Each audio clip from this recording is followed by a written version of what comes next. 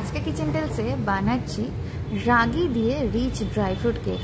বড়দিন চলে গেলে বা না এলেও কি হবে, এই কেকটা সারা শীতকালে ভালো লাগে। আর কিভাবে পারফেক্ট আটা ময়দা বাটার ছাড়া এরকম রাগি কেক যেটা ভীষণই হেলদি আর ভীষণ টেস্টি বানিয়ে নিতে হয় চলো দেখে নেওয়া যাক। আর চ্যানেলটিকে সাবস্ক্রাইব করে দেওয়ার আর ভিডিওগুলোকে লাইক করার অনুরোধ রইল। প্রতিবারের মতো কেক টিন তৈরি করে নিলাম বাটার পেপার লাগিয়ে।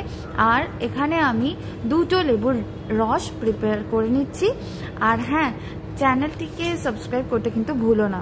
এবার বলছি, এখানে কিন্তু টেট্রা প্যাকের জুসও ইউজ করতে পারো, যে কোনো ফলের রসই যেটা তোমাদের পছন্দ ইউজ করতে পারো। এখানে প্রচুর পরিমাণে চেরি, অ্যাপ্রিকট, মোরব্বা, টুটি ফ্রুটি, গোল্ডেন রেজিন, কালো রেজিন, ক্র্যানবেরি, ব্রুন্স, খেজুর সব কিছু রয়েছে। আর তা দিয়ে আমি এখানে মোটামুটি ফুটিয়ে নিলাম 5-7 মিনিটের জন্য মিডিয়াম আঁচে। দেখো ফ্রুটগুলো বেশ সফট হয়ে গেছে। এবার এখানে ঠান্ডা করতে দেওয়ার জন্য আমি রেখে দিচ্ছি এগুলোকে। এইবার একটা মিক্সার গ্রাইন্ডার জারের মধ্যে আমি দিয়ে দিচ্ছি দেশি ঘি, আমুলের ঘি বা যে কোনো ব্র্যান্ডের ঘি কিন্তু ইউজ করতে পারো।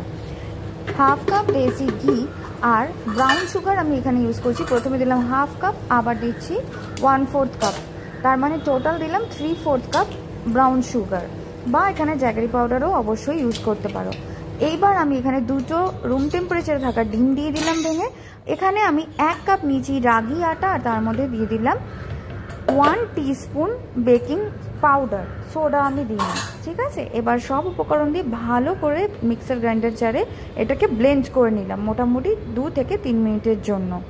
স্লো স্পিডে কিন্তু ব্লেন্ডটা করবে। দেখো ব্যাটারটা হয়েছে কিন্তু বেশ ঠিক একটা ব্যাটার হবে, এটা কিন্তু খুব একটা পাতলা ব্যাটার হবে না, তার কারণ রাগি কিন্তু বেশ ড্রাই হয়।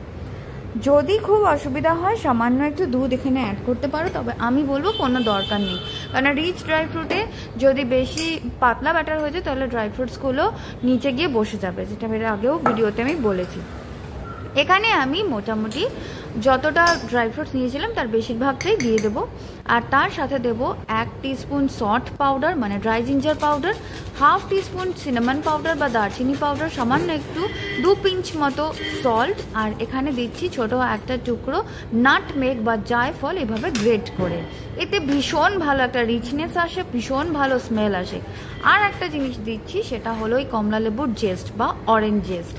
আর হ্যাঁ, এটা গ্রেড করার সময় খেয়াল রাখবে যাতে সাদা পার্টটা গ্রেড না হয়ে গিয়ে থাকে, তাহলে কিন্তু তিতো হয়ে যাবে। তাই জন্য সাবধানে অরেঞ্জ পার্টটাকে গ্রেড করে নেবে ঠিক এইভাবে। একটা লেবুর আমি জেস্ট এখানে ইউজ করলাম, এতে ভীষণ ভালো ফ্রেশনেস আসে, ভীষণ ভালো একটা স্মেল আসে। আর এখানে দিয়ে দিচ্ছি 1 টিস্পুন ভ্যানিলা এসেন্স বা যে কোনো ফ্রুট এসেন্স, মিক্সড ফ্রুট এসেন্সও ইউজ করতে পারো। ভালো করে ব্যাটারটাকে আমি কাটফোল্ডে মিশিয়ে নিলাম। স্পিডটা একটু হাই করে তোমাদের দেখালাম, কিন্তু স্পিড কিন্তু আস্তে করে মেশাবে, ওভার মিক্স করবে না। এবার কেক টিনের মধ্যে ঢেলে নিচ্ছি। ওপর থেকে আরও যেটুকু ড্রাই ফ্রুটস আমি রেখেছিলাম সেটা দিয়ে দিলাম। এইবার কিছু নাটস দিচ্ছি। দেখো এখানে দিলাম বাদাম, আমন্ড বাদাম, আর দিচ্ছি কাজু বাদাম, আর দিচ্ছি বেশ কয়েকটা আখরোট। তোমাদের পছন্দ মতো ড্রাই ফ্রুটস আর নাটস তোমরা এখানে ইউজ করতে পারো। ট্যাপ করে নেওয়াটা ভীষণ ইম্পর্টেন্ট, যাতে কোনো এয়ার বাবল না থাকে। এইভাবে করে নিয়ে পারফেক্ট রাগি কেক তৈরি হবে, কোনো গ্লুটেন ফ্রি। ভীষণই এটা ভালো খেতে হয়। আর একবার অবশ্যই বানিয়ে কিন্তু দেখো, এটা হেলদিও ভীষণ হয়। এখানে আমি ওভেনটাকে প্রিহিট করে রেখেছিলাম 180-তে 20 মিনিটের জন্য। সব সময় গরম ওভেনের মধ্যে কিন্তু বেকিং প্রসেস স্টার্ট করতে হয়। এবার সাথে সাথেই আমি মেশিনটাকে চালিয়ে দিচ্ছি। 180-তে টোটাল টাইম আমার লেগেছে 1 ঘন্টা। 50 মিনিট থেকে 1 ঘন্টা মোটামুটি লাগবে। ওপরে কালারটা দেখবে ড্রাই ফ্রুটস আর নাটসগুলো যখন একটু গোল্ডেন হয়ে যাবে, আর স্কিউয়ার ঢুকিয়ে দেখবে যে কেক যাতে হয়ে গেছে কিনা বুঝতে পারবে যদি এটা ক্লিন হয়ে বেরোয়। এরম একটা তার জালি বা ওয়্যার র্যাকের ওপর রেখে আমি এটাকে ঠান্ডা করে নেব। 10 মিনিট পর আমি এটার বাটার পেপারটা রিমুভ করব, যখন গরম তো আছে কিন্তু হ্যান্ডেল করা যাচ্ছে সেই সময়। একদম গরম অবস্থায় বাটার পেপার রিমুভ করবে না। 10 মিনিট পর আমি এটাকে ঢেকে এভাবে ঝুড়ি চাপা দিয়ে রেখে দিয়েছিলাম। মোটামুটি 2 ঘন্টা পর দেখো পুরোপুরি ঠান্ডা হয়ে গেছে।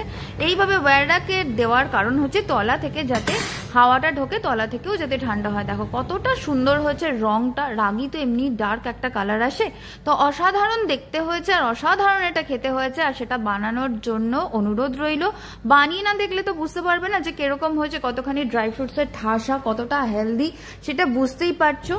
আর হ্যাঁ, এগলেস কেকের রেসিপিও আমার চ্যানেলে দেওয়া আছে, পারলে একবার ঘুরে দেখে এসো। রেসিপি ভালো লাগলে অবশ্যই কিন্তু লাইক করো। কতখানি ড্রাই ফ্রুটসের ঠাসা কেকটা দেখতেই পাচ্ছ। কফির সাথে এই কেক কিন্তু অসাধারণ লাগে। আর আমি যেভাবে দেখালাম প্রত্যেকটা টিপস অ্যান্ড ট্রিক্স ফলো করলে কিন্তু কেকটা প্রথমবারই পারফেক্ট হবে।